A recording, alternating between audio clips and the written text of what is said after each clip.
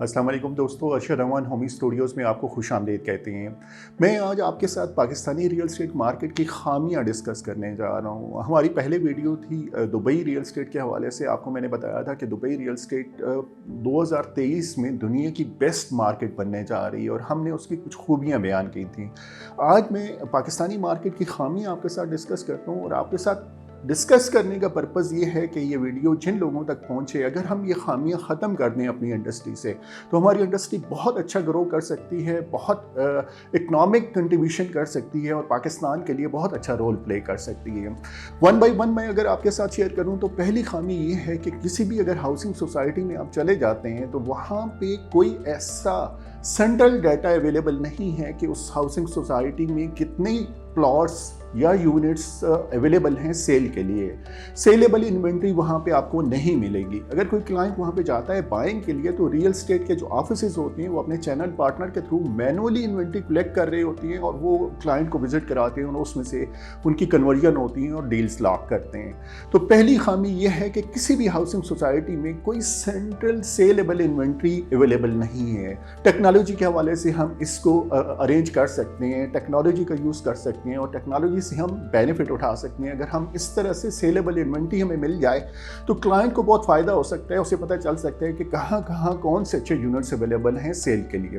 दूसरी खामी है कि पाकिस्तान में क्लोजिंग प्राइसेस अवेलेबल नहीं है प्रॉपर्टी की। आप चाहे लिस्टिंग पोर्टल देख लें, ज़मीन.com देख लें, ग्राना देख लें, OLX देख लें, वहाँ पे जो भी प्रॉपर्टी की प्राइसेस हैं वो सारी लिस्टेड प्राइसेस हैं, सेल प्राइसेस हैं। कहीं भी कोई ऐसी डाटा नहीं है जहाँ पे आपको पता चले कि क्लोजिंग प्राइस क्या है। मसलन अगर कोई क्लाइंट प्रॉपर्टी बाय करना चाह रहा है और वो देखना चाह रहा है कि इस एरिया में लास्ट प्रॉपर्टी कितने पे क्लोज हुई है तो कोई डाटा अवेलेबल नहीं है।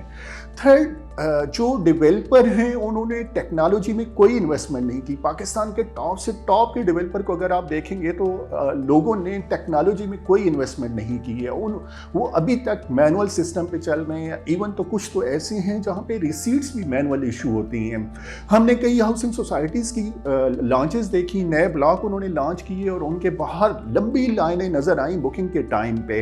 अगर वो टेक्नोलॉजी अप्लाई कर लें तो टेक्नोलॉजी के थ्रू रियल एस्टेट के ऑफिस बायर अपने ऑफिस में बैठे बैठे बुकिंग करा सकते हैं।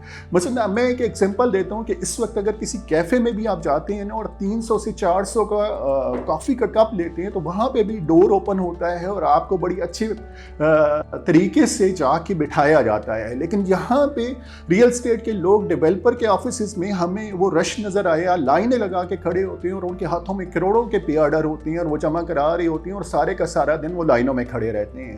डेवलपर ने टेक्नोलॉजी में कोई इन्वेस्टमेंट नहीं किए।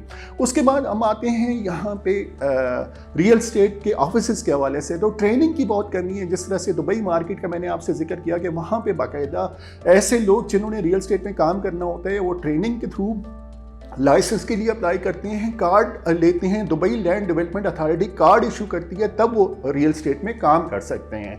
यहाँ पे इस तरह का कोई सिस्टम नहीं है। उसके बाद यहाँ पे कोई लॉन्ग टर्म मॉर्गेज अवेलेबल नहीं है कि अगर कोई गवर्नमेंट के एम्प्लॉइज़ या प्राइवेट सेक्टर के एम्प्लॉइज़ लॉन्ग टर्म कोई प्रॉपर्टी लेना चाहें, क्योंकि कुछ लोगों का कैश फ्लो अलाउ नहीं करता कि वो 2 ईयर से लेकर 5 ईयर तक इंस्टॉलमेंट पे कर सकें। अगर वो 10 ईयर से 20 ईयर की कोई मॉर्गेज लेना चाहें तो यहाँ पे कोई फैसिलिटी अवेलेबल नहीं है।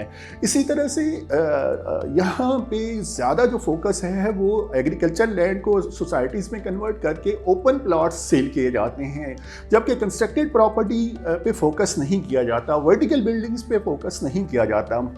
अगर वर्टिकल बिल्डिंग को मोटिवेट किया जाए, लोगों को इनकरेज किया जाए कि वो वर्टिकल बिल्डिंग में इन्वेस्टमेंट करें, कंस्ट्रक्टेड प्रॉपर्टी में इन्वेस्टमेंट करें तो हमारी इंडस्ट्री बहुत अच्छा ग्रो कर सकती है। वो हमारी इकानमी में बहुत अहम रोल प्ले कर सकती है। यहाँ पे बाज़ औक़ात कई हाउसिंग सोसाइटीज़ अपनी सोसाइटीज़ लॉन्च कर देती हैं, बुकिंग स्टार्ट कर देती हैं, लेकिन अभी गवर्नमेंट से उनको अप्रूवल भी नहीं मिली होती। लेकिन अगर आप पाकिस्तान से बाहर बाकी मुल्कों में देखें तो वो इवन हाउसिंग सोसाइटी मार्किंग तक नहीं कर सकती जब तक उसके बाद कारणों से नहीं होता।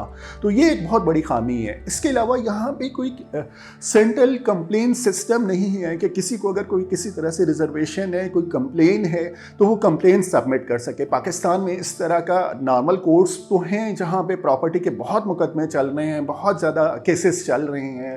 प्राइम मिनिस्टर के इमरान खान के दौर में जो PM पोर्टल बनी थी उसमें ओवरसीज़ पाकिस्तानीज़ के मेजॉरिटी जो इश्यूज आ रहे थे वो प्रॉपर्टी से रिलेटेड आ रहे थे। लेकिन पाकिस्तान में ऐसे सेंट्रल कोई ऐसी अथॉरिटी नहीं है जो रियल स्टेट से रिलेटेड